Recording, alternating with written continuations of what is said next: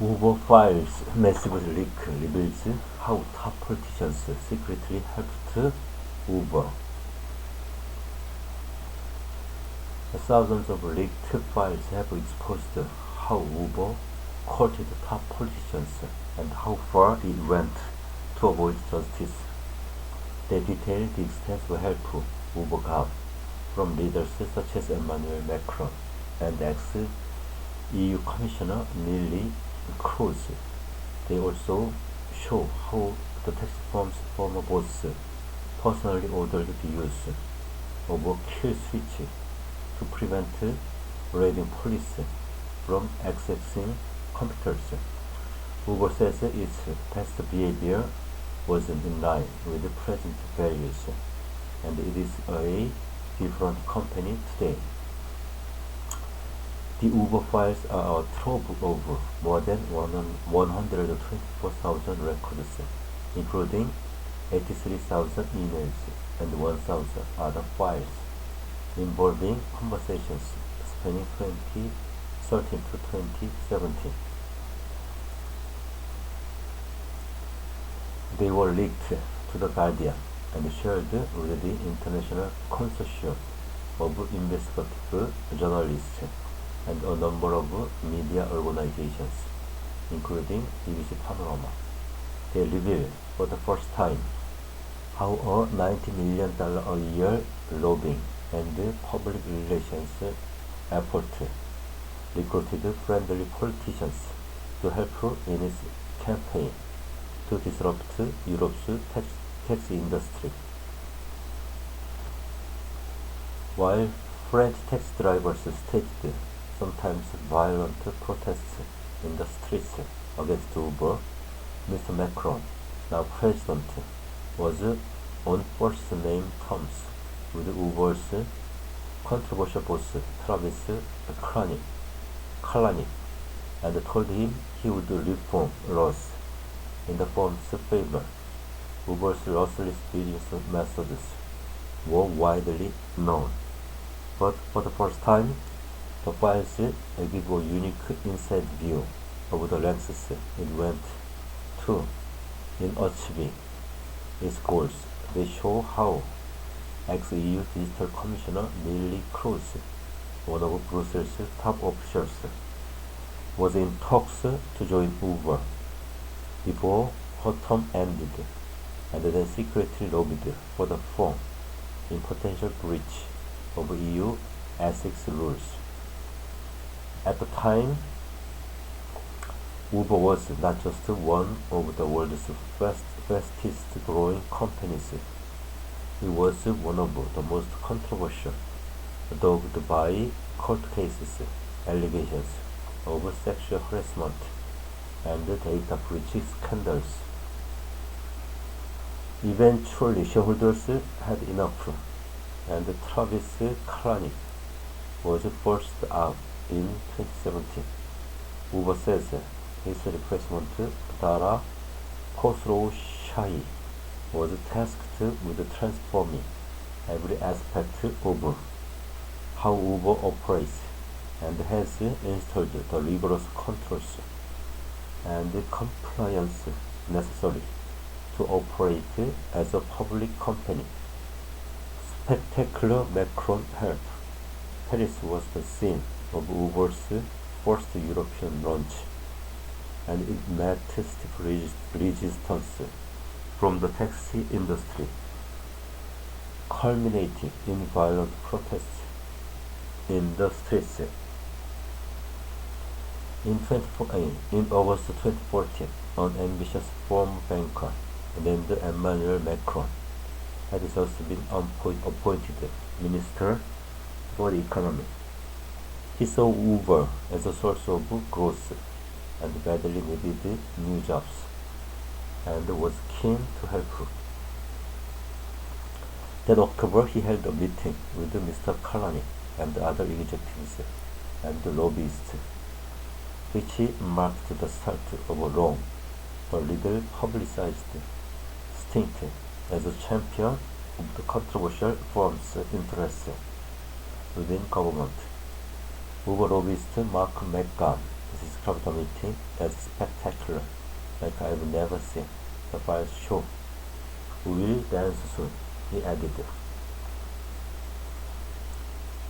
Emmanuel and Travis were soon on first-name terms and met at least 4 times, the files show, in Paris and at the World Economic Forum conference in Davos, Switzerland. Only the Davos meeting has been previously reported. At one point, Uber wrote to Mr. Macron saying it was extremely grateful. The openness and welcome we received is unusual in government industry relations. French taxi drivers were particularly enraged by the 2014 launch of Uber Park, a service which allowed unlicensed drivers to offer rides at much lower prices. Courts and Parliament banned it, but Uber kept the service running as it challenged the law. Mr. Macron didn't think there was a future for Uber Park, but he agreed to work with the company to rewrite France's laws governing each other's services. Uber will provide an outline for regulatory framework for ride sharing. We'll connect our respective teams to start working on a feasible proposal that could become the formal framework in France. An email from Travis Kalanick to Mr. Macron reads, on 25 June 2015, the protests became violent, and a week later, Mr. Macron texted Mr. Kalanick with an apparent offer of help. I will gather everybody next week to prepare the reform and correct the law. The same day, Uber announced the suspension of Uber Park in France. Months later, Mr. Macron signed off on a decree releasing requirements for licensing Uber drivers. The extent of the now president of France's relationship with the controversial global firm that was operating in violation of French law has not been revealed until now. A spokesperson for Mr. Macron said in an email, his functions naturally led him to meet and interact with many companies engaged in the sharp shift which came out during those years in the subsector, which had to be facilitated by unlocking administrative and regulatory hurdles. Uber said the suspension of Uber Park was in no way followed by more favorable regulations, and a new law that came into force in 2018 resulted in France adopting stricter regulations that were in no way beneficial to Uber. Regulator turned lobbyist. The files also reveal how Uber's relationship with one of Europe's top officials, European Commission Vice President Neelie Kroes, began significantly earlier and ran deeper than previously was known, putting her in an apparent breach of rules governing commissioners' conduct. They revealed she was in talks to join Uber's advisory board before she even left her last European post in November 2014. EU rules say commissioners have to respect a cooling off period, then 18 months, during which new jobs require the approval of the Commission. As a commissioner, Ms. Kroes oversaw digital and competition policy and was a high-profile scourge of big tech, playing a leading role in hitting Microsoft and Intel with massive fines, but of all the companies she could have worked for after leaving, Uber was a particularly controversial choice. In her home country, the Netherlands, the Uber Pop ride-sharing service had also brought legal and political trouble. Uber drivers were arrested in October 2014, and that December, a judge in The Hague banned Uber Pop, threatening fines up to 100,000 euros. In March 2015, Uber's Amsterdam office was raided by Dutch police. Emails say that Ms. Kroes called ministers and other members of the government to persuade them to back down during the raid. During another raid a week later, Ms. Kroes again contacted a Dutch minister. The Uber files show, and in the words of an email, pressed the head of the Dutch civil service. An internal email advised staff not to discuss her informal relationship externally. Her reputation and our ability to negotiate solutions in the Netherlands and elsewhere would suffer from any casual banter inside or outside the office. The files show that the company wanted Mr. Kroes to pass messages on to the office of the Dutch Prime Minister Mark Rutte.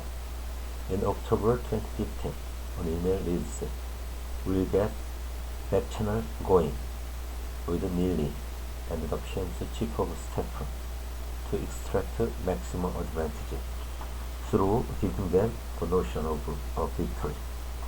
She wrote to the Commission's ad hoc ethical committee requesting permission to join Uber's advisory board before the 18 months were up, and appealed to Commission President Jean-Claude Juncker. The permission was denied, but documents show Ms. Kroes continued to help the company informally until her appointment was announced shortly after the clean-up period had ended. This underlines that Ms. Kroes was in a clear breach of the rules, says Alberto Aleman, Jim Monet, professor of European Union Law at HEC Paris. "You are proving the fact that you are doing something you are not allowed to do," he told BBC Panorama. Because if she didn't necessarily ask for permission, you might still argue there was a gray area, there was a gray zone, but now it's no longer there. Looking at all the disclosures about Ms. Kroes' relationship with Uber, he said, "It makes me feel that our system is probably not fit for purpose, because this situation should have been prevented." Ms. Kroes denies that she had any formal or informal role at Uber before May 2016, when the cooling off period expired. She said as an EU commissioner, she interacted with numerous technology companies, always driven by what I believe would benefit the public interest. During the cooling off period, the Dutch government appointed her special envoy for startups, which involved interactions with a wide array of business, government, and non-governmental entities, with the aim of promoting a business-friendly and welcoming ecosystem in the Netherlands, she said. A spokesperson for the Dutch Ministry of Economic Affairs says that Uber was not considered a startup in 2015. Uber says Ms. Kroes left the advisory board in 2018 and says it has since introduced new guidelines strengthening oversight of lobbying and external engagement with policymakers in Europe. It kill switch ASAP. If the policy came knocking, Uber had a second line of defense. The kill switch, which made it impossible for visiting law enforcement to access the company's computers. This would restrict officers' access to sensitive company data, such as a list of drivers, which the company believed would harm its growth. The files come from earlier news reports about the kill switch and revealed that Mr. Kalanick himself activated the system at least once. Please hit the kill switch ASAP. Access must be shut down in AMS Amsterdam. An email from his account says. The kill switch was also used in Canada, Belgium, India, Romania, and Hungary, and at least 3 times in France. Uber says it has had no kill switch designed to thwart laboratory inquiries anywhere in the world since the new chief executive took over in 2017. A spokesperson for Mr. Kalanick said he never authorized any actions or programs that would obstruct justice in any country, and any accusation he did is completely false. He said Uber used tools that protect intellectual property and the privacy of their customers, and that these fail-safe protocols do not delete any data or information, and were approved by Uber's legal and regulatory departments.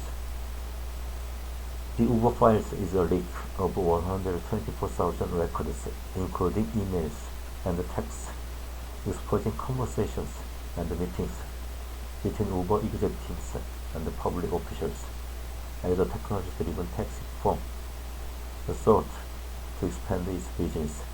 The files were leaked to The Guardian, which shared them with the International Consortium of Investigative Journalists in Washington, D.C., and the media partners in 29 countries, including the BBC's Panorama.